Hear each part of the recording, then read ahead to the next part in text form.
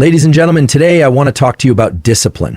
Not as something you're born with, but something you wire into your brain. Most people think discipline is about forcing yourself. That's wrong. Discipline is about shaping your neural pathways. It's about rewiring your mind so that what was once difficult becomes automatic.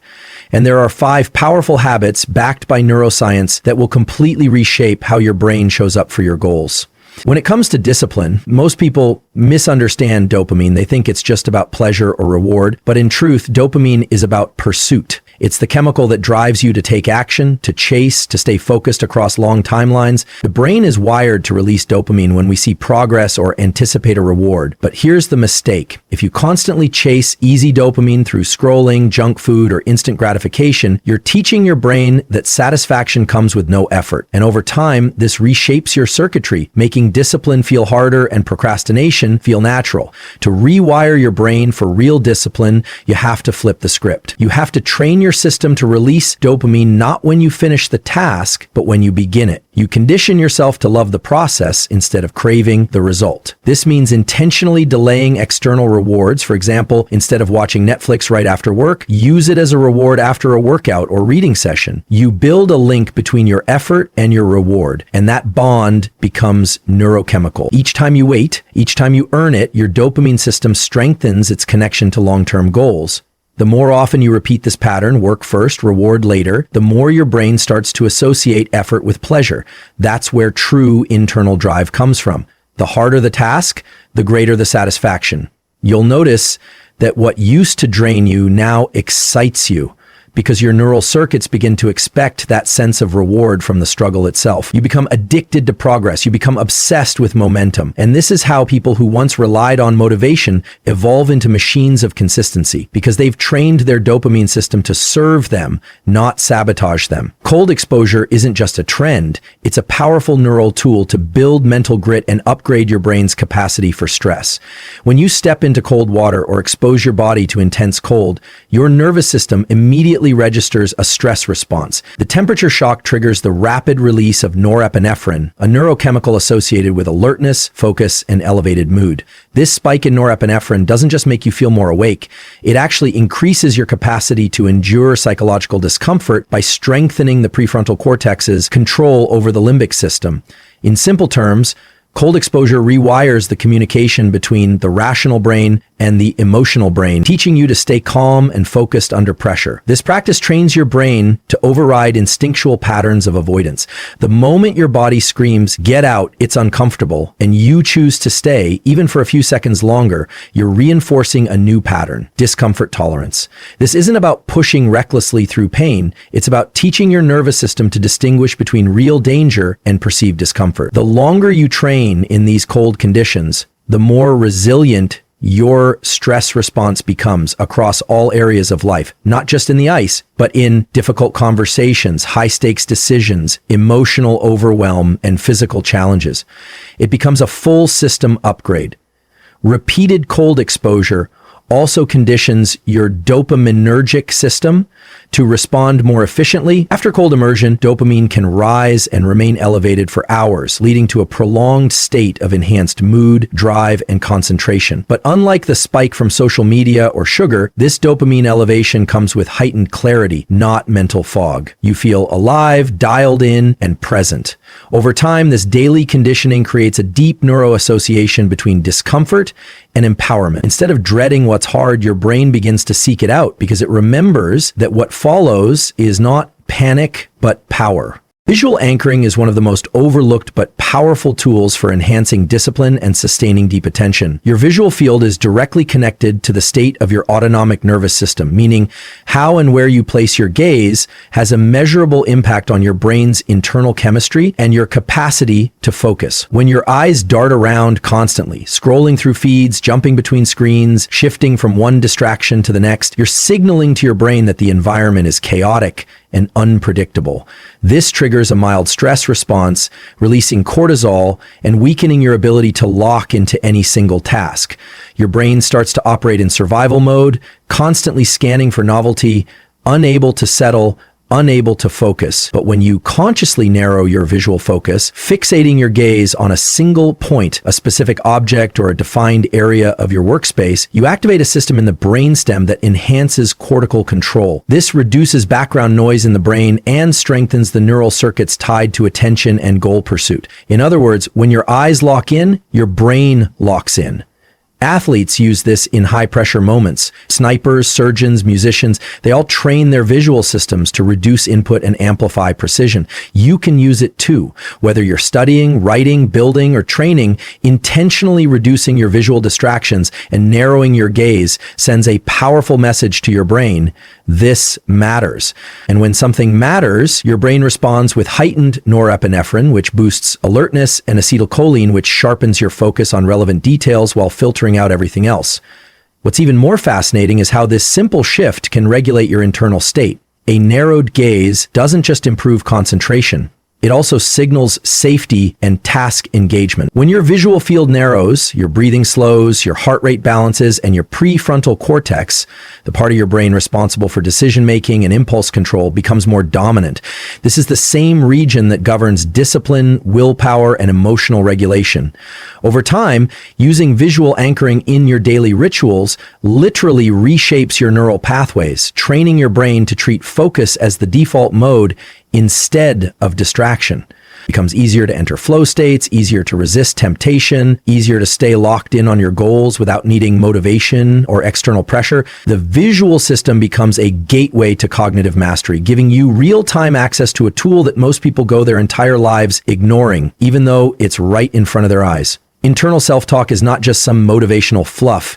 It is a neurological tool with the power to influence your brain's chemistry, shape your identity, and direct your behavior in real time. The words you speak to yourself, even silently, create real changes in the body through the activation of specific neural circuits. When you tell yourself, "I can't do this," or "I always mess things up," those phrases aren't neutral. They trigger patterns of thought that reinforce anxiety, self-doubt, and inaction. These internal statements fire specific neurons repeatedly, strengthening connections that lock you into a mental loop of limitation and avoidance. But when you begin to shift that self-talk intentionally, when you start telling yourself things like, "I can handle this," or "I do hard things," you aren't just changing your thoughts, you're changing the biological activity in your brain and body. Self-talk engages the prefrontal cortex, the part of the brain responsible for planning, control, and rational thinking. When you speak empowering words to yourself, even if they feel unnatural at first, you activate the same circuits that regulate emotional responses and focus. These verbal cues can suppress overactivity in the limbic system, especially the amygdala, which is responsible for fear and reactivity. It becomes a form of real-time neurological steering, replacing impulsive reactions with deliberate responses. And the more emotionally charged the self-talk, the more impact it has. Saying, "I never give up" during a moment of mental fatigue carries more weight than repeating it in calm moments. Emotion is the glue that helps the brain lock in new patterns. Moreover, internal self-talk influences the release of neuromodulators like dopamine and acetylcholine, which can sharpen attention and enhance task performance. Athletes use specific trigger phrases before competition to elevate their readiness. Soldiers are trained to override panic with words of control. Entrepreneurs talk themselves through pressure and uncertainty to maintain clarity. And you can do the same. When you attach your identity to the language you use internally, you begin to rewire your self-perception. It's not just what you say, but how often you say it that begins to mold the scaffolding of your belief system. Through repetition, these phrases embed themselves in your neural architecture, becoming the foundation of your automatic responses to adversity, stress, and opportunity. Internal dialogue becomes a behavioral script, a mental operating system that can either sabotage or support your highest level of discipline. Your circadian rhythm isn't just about sleep.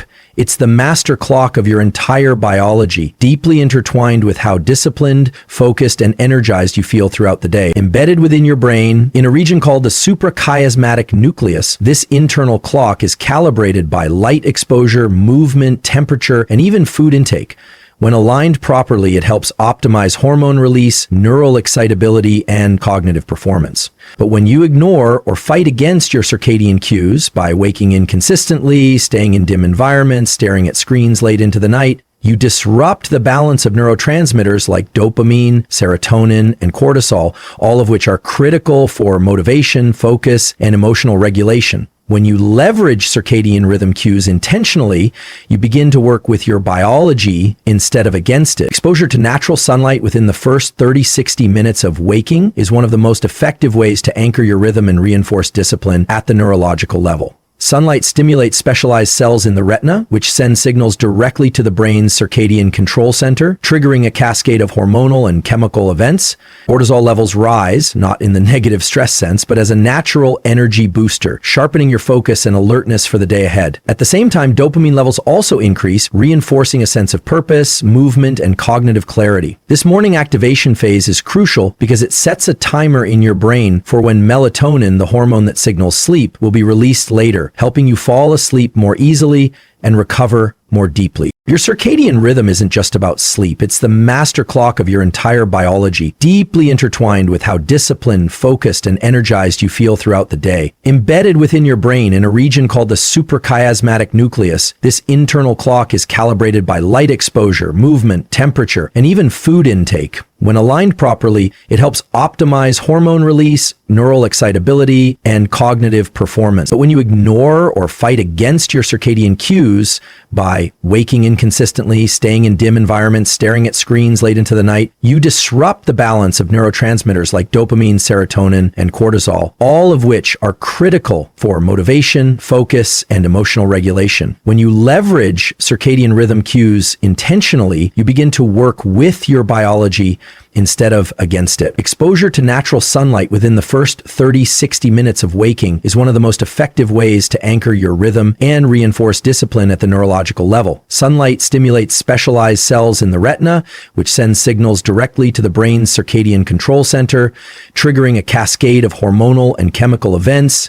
Cortisol levels rise, not in the negative stress sense, but as a natural energy booster, sharpening your focus and alertness for the day ahead. At the same time, dopamine levels also increase, reinforcing a sense of purpose, movement, and cognitive clarity. This morning activation phase is crucial because it sets a timer in your brain for when melatonin, the hormone that signals sleep, will be released later, helping you fall asleep more easily and recover more deeply.